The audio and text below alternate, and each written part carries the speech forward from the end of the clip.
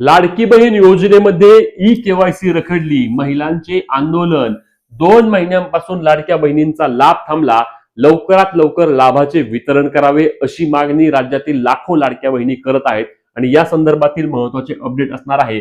यामध्ये बघा, अमरावतीमध्ये आता लाखो लाडक्या बहिणींनी आंदोलन केले की आमचे योजनेचे पैसे सर्व अटी सर्व निकषांमध्ये पात्र असून देखील बंद केले आहेत. आम्हाला योजनेचा लाभ मागील 2-3 महिन्यांपासून येत नाही.